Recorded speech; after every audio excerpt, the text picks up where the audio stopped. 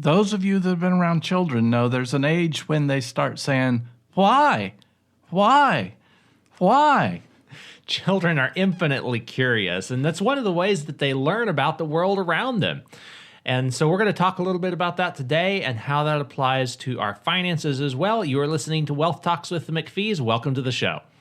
Michelle, do you remember when John used to say, why are we turning around? Yes, we'd be driving along, and this is long before GPS, and we'd realize, hey, I think we're heading the wrong direction, and so we would turn around, but our toddler in the back was saying, why are we turning around? And even as he got a little older, this concern and fear of not knowing where he was and concern that we might be lost and never find home, all those were the questions that were behind that question of why.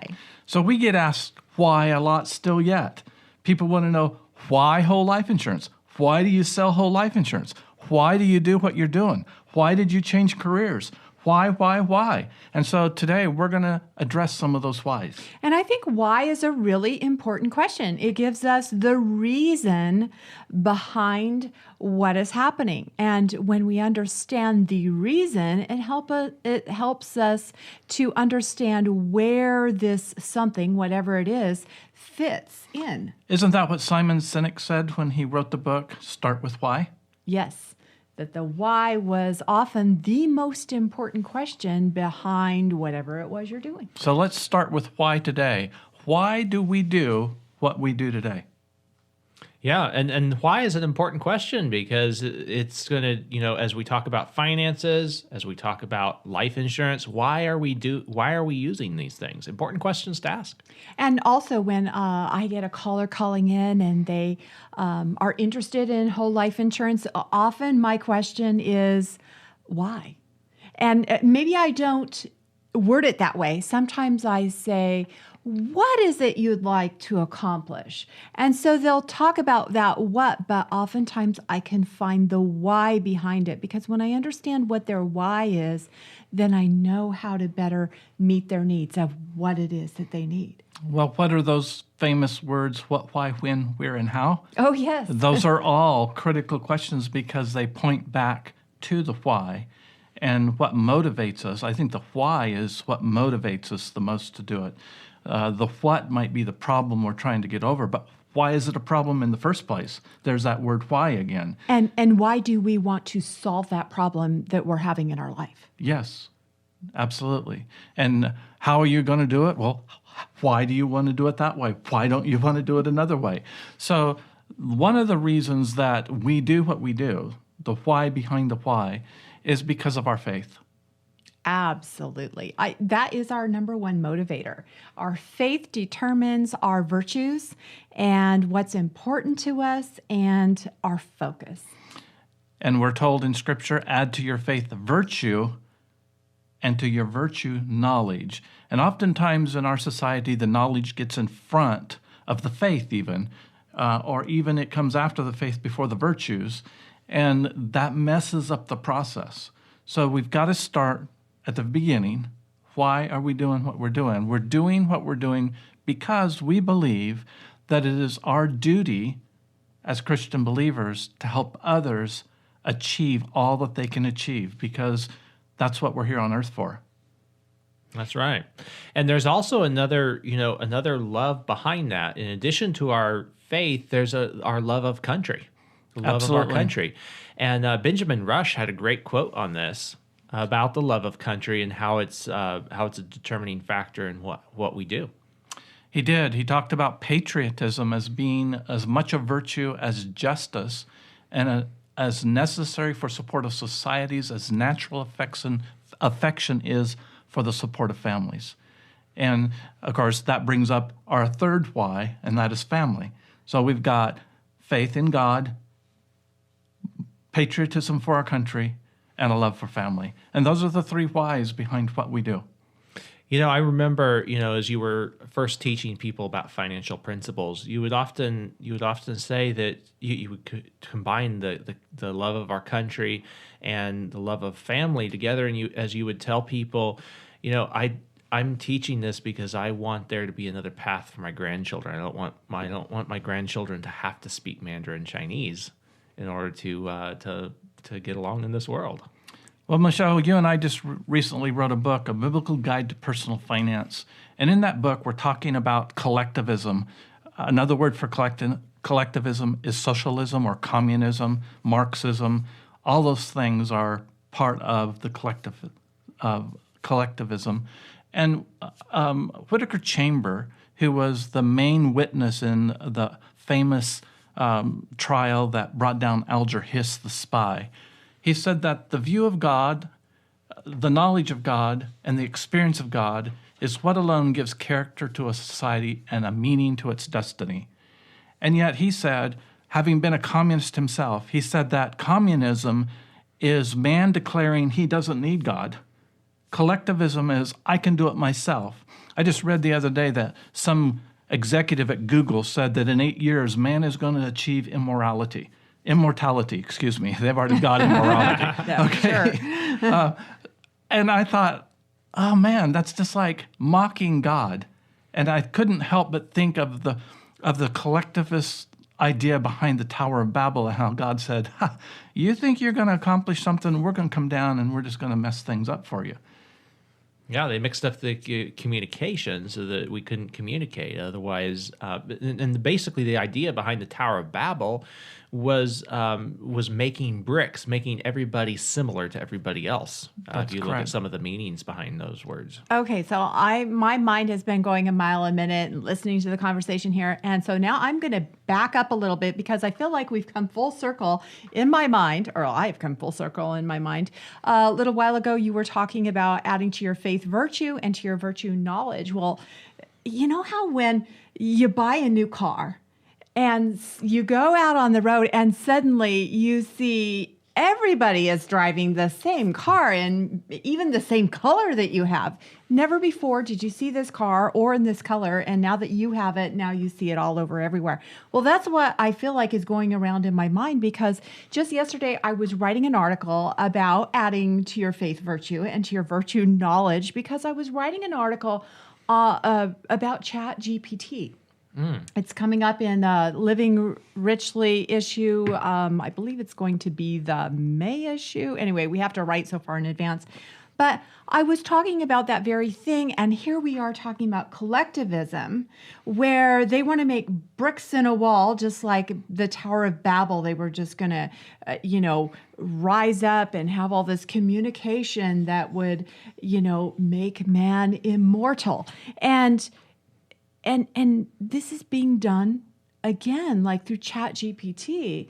It can be a good tool, but it can also kind of be the controller of thought, because we have seen examples where someone asked a question and they got one answer and they just basically that this would be an opinion and this is not AI's forte, to do opinion pieces. But then you change the characters and ask the question just a little bit differently by moving the characters around, and suddenly it's an opinion piece presented as fact. Yes. And so, they're trying to do this AI to create this one sort of communication and thought. It's what happens in socialism. It's what happens in collectivism. It's what happened at the Tower of Babel. So we just see this coming again.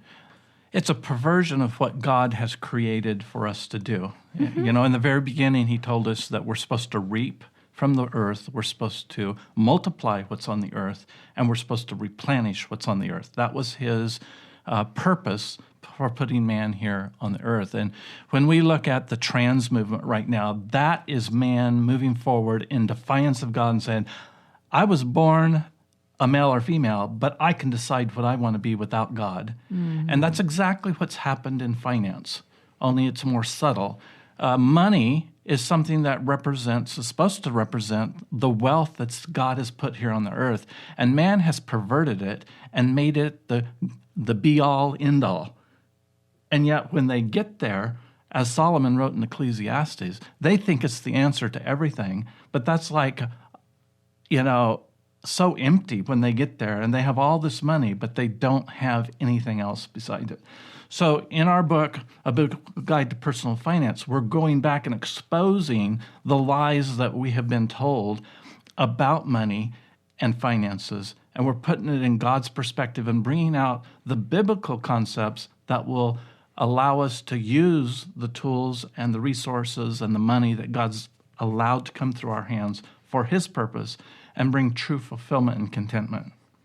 Yes, it's going back to those roots and making sure that we have the virtue in place before we add the knowledge and the other strategies about making and using money. So important to get that in the right order. So you can get a copy of that book by calling our office at 702-660-7000. You can also get it on our website, life-benefits.com. You know, you quoted Whittaker Chambers earlier, and I have another quote here by him where he was talking about the communist belief system. He said, communists believe in no primary allegiance to any country, nor to the factors which give a country its binding force, tradition, family, community, soil, or religious faith.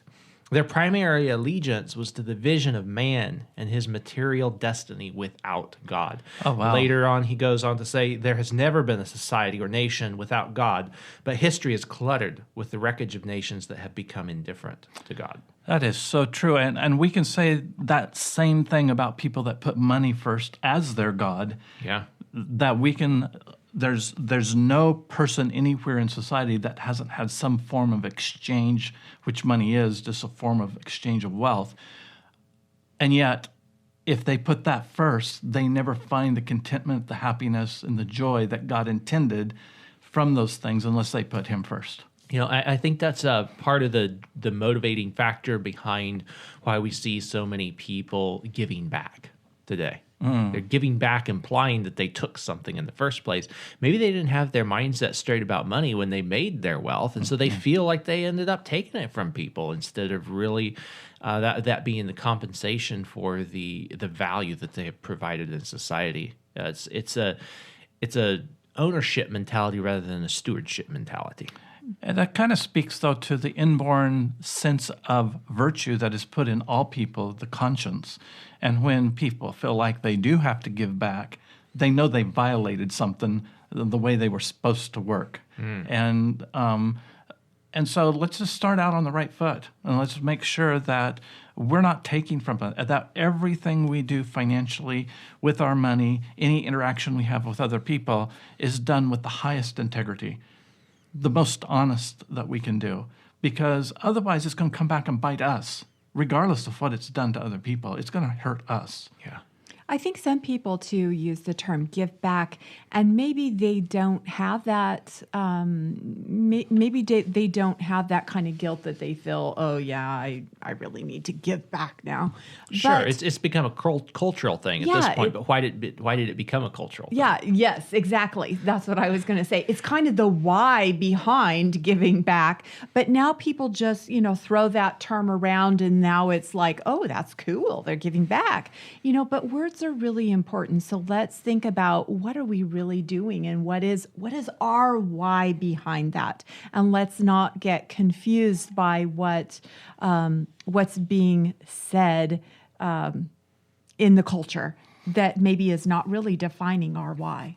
Yeah. We talked earlier about the Founding Fathers and our patriotism and whatnot, and the Founding Fathers understood that a statesman was someone that was looking after the next generation or future generations. Politicians are just looking about how they can get elected the next cycle and how to pad their pocket because they do get elected. Wow. Long-term thinking in the case of the statesman, very short-term thinking in the case of the politician. And so applying that to the individual, when we work with people that are concerned about the next generation and they're trying to lay a more solid financial foundation for that generation, those are the people that we can work with really well because it aligns with our purpose, the why behind what we do. For those who just want to get rich and get wealthy so that they can not have to work or not have to be dependent on anybody or just lord it over people because they've made it. Those people really don't ever seem to understand what it is that we're doing. It's kind of the why behind it. It is. They don't get that why.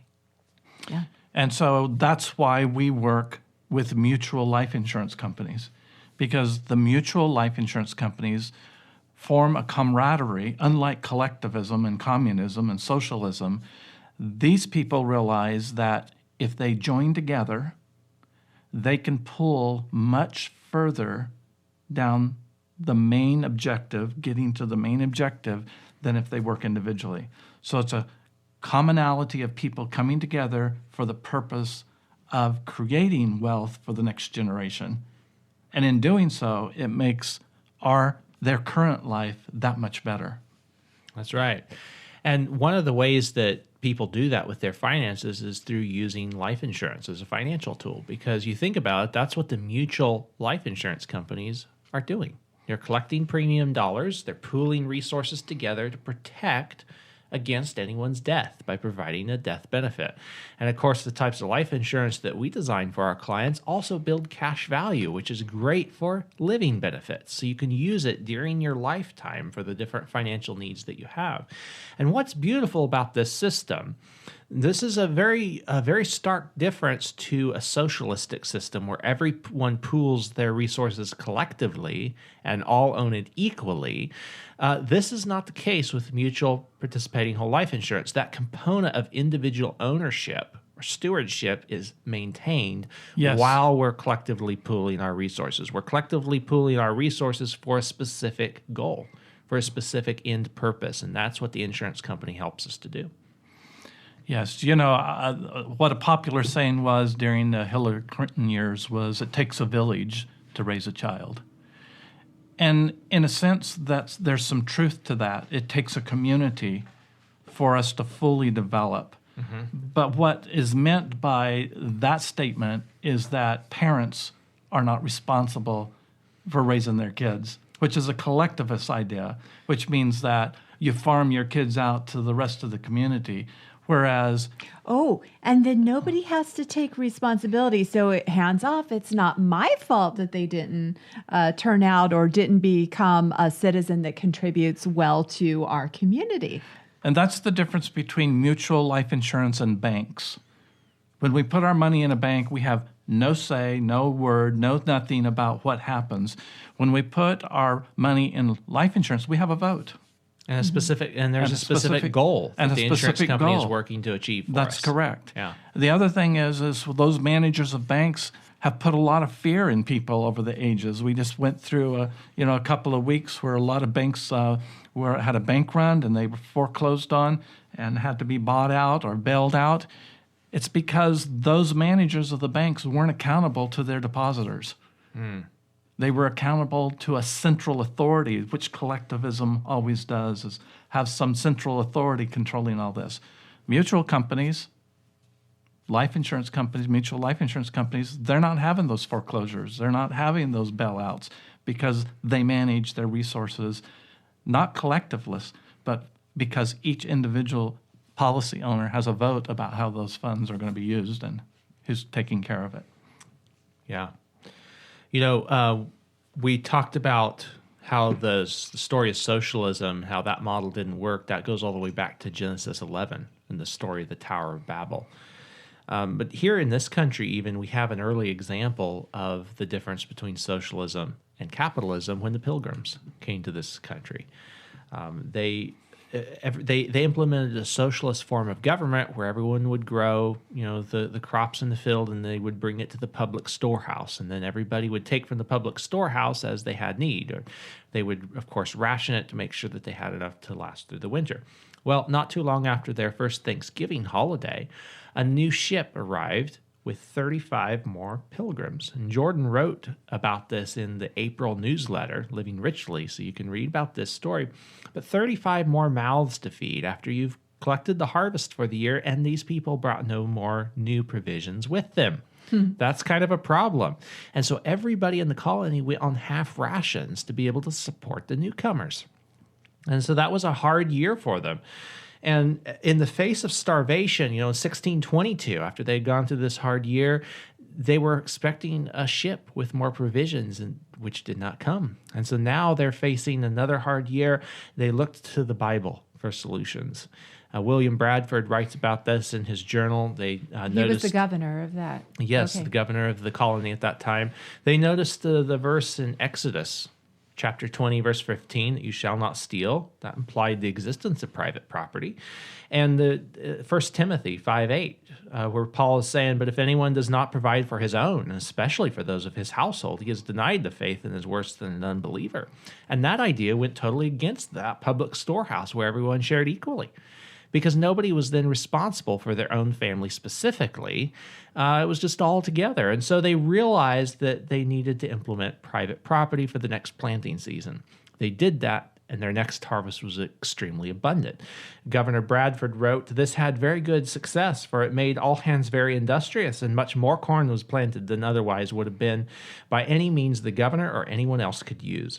The women now went willingly into the field to set corn. That was their word for planting corn, and took their little ones with them, a thing that which they formerly would have declared themselves unable to do.